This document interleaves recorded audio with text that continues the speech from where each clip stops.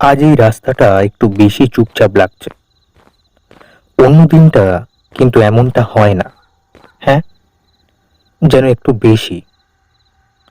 পড়াতে পড়াতে যে কখন এত রাত হয়ে গেছে খেয়ালই করিনি। যাকগে, পাটা চালাই তাড়াতাড়ি। মুখার্জিদের বাগানটাও আবার পেরাতে হবে। কে জানে ঘোষালপাড়ার রাস্তাটা কতদিনে ঠিকঠাক মেরামত হবে। না হলে যে আর কতদিন ওই হতচ্ছাড়া রাস্তাটা দিয়ে যেতে হবে ভগবানই জানে। ভগবান রক্ষা করো। অনেকদিন পর ওই রাস্তার মুখো হব। নেহাত বিপদে পড়েছি, বাড়িটা যেতে হবে তাই। নইলে ও মুখো কোনোদিনও হতে চাই না। বেশ কিছুক্ষণ হেঁটে সেই বাগানের সামনে এসে পড়তেই গাটা কেমন যেন শিউরে উঠল। বহু বছর আগে এখান থেকে যাওয়া আসা করলেও আজ তা অতীত। হওয়াটাই স্বাভাবিক, যা সব কাণ্ড আছে এখানকার। তবে বহু আগে ঘোষালপাড়া রাস্তাটা তখনও হয়নি। তখন এটাই ছিল আমার বাড়ি ফেরার একমাত্র রাস্তা। বহুবার গিয়েছি, তেমন কিছুই হয়নি। তারপর থেকে আরো ভূতের উৎপাত বেড়ে যাওয়ায় এই অনেকদিন পর আজকে। সবাই বলে নাকি মুখার্জিদের ওই বেলগাছটায় ব্রহ্মদৈত্য থাকে। আর এই কথাটা ভেবেই যেন আজ বেশি ভয় লাগছে। না, আর সময় নষ্ট নয়। পাটা বাড়াতেই একটা মৃদু কাশির আওয়াজ কানে এলো।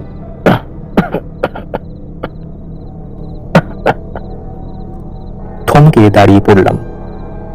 যেটার ভয় পাচ্ছিলাম সেটাই নয় তো। অমনি একটা গম্ভীর স্বরে কথা এলো। কিরে, মনে মনে কি ভাবছিস? কথাটা শুনেই একটা জিনিস দেখে আমার আত্মারাম খাঁচা ছাড়া হওয়ার জোগাড়। দেখলাম বেলগাছটার ডালটা থেকে দুটো পা লিক লিক করছে, আর গাছের কিছু পাতার আড়াল থেকে যেন একটা মাথা ধরহীনভাবে ভেসে আছে।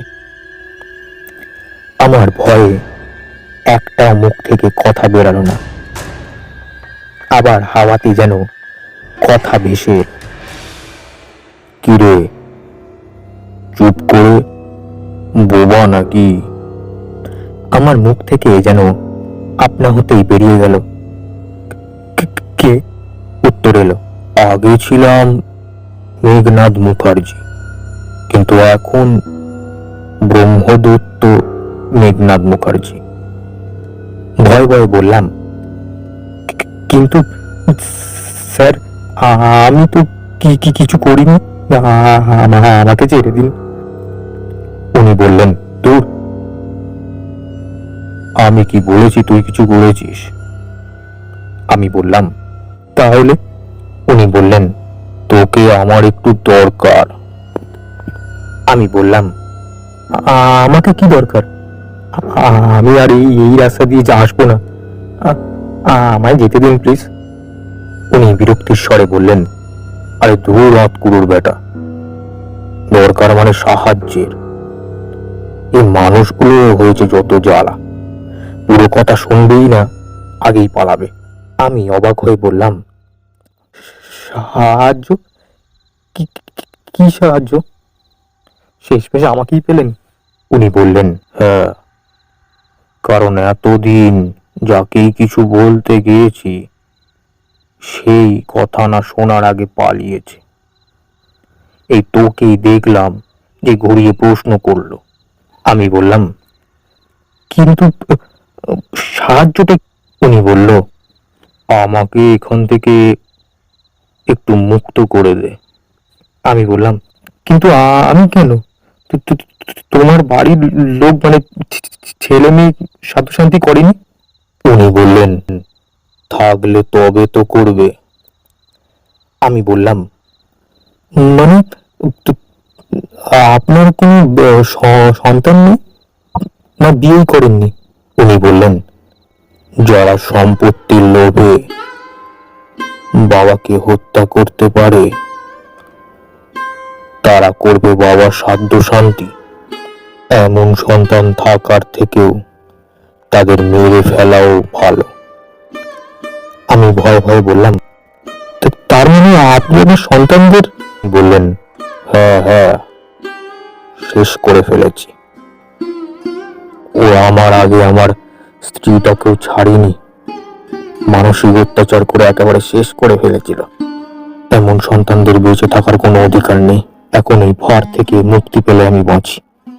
আমি বললাম, কিন্তু এখন আমি কি করতে পারি, মানে আমি কি করতে হবে?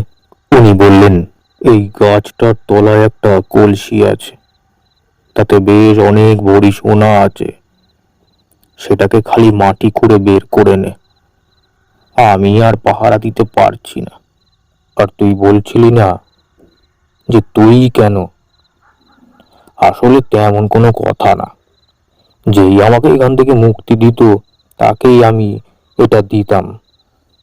আর তোর মন পড়ে বুঝলাম তোর কাছে দেওয়া যেতেই পারে। এইগুলো তাহলে ভালো হাতেই যাবে। কটা টিউশনি পড়িয়ে আর কতদিন নিজেকে আর সংসারটাকে টানবি। আমি মনে মনে ভাবলাম, এত কথা উনি জানলেন কি করে? উনি বললেন, কি ভাবছিস এত কথা কি করে জানলুম? আমি বললাম, না না, তেমন কিছু না, বলুন কি করতে হবে। এরপর গাছের নিচের মাটি কিছুক্ষণ খোঁড়ার পরেই দেখলাম একটি মাটি লাগা কলসি। কলসির মুখে মাটিতে ভর্তি এবং তার ফাঁক থেকে গয়নাগুলো উকি দিচ্ছে। সঙ্গে সঙ্গে মনে একটা জিজ্ঞাসা এলো, পেয়ে তো গেলাম, কিন্তু যদি কিছু সমস্যা হয় এই গয়নাগুলোর জন্য? উনি বললেন, এত কি ভাবছিস, এই গয়নার জন্য তোকে কোনোদিন কোনো সমস্যায় পড়তে হবে না। এটা আমি তোকে আশীর্বাদ করলাম। এই বলে উনি হঠাৎ হাওয়ায় মিলিয়ে গেলেন।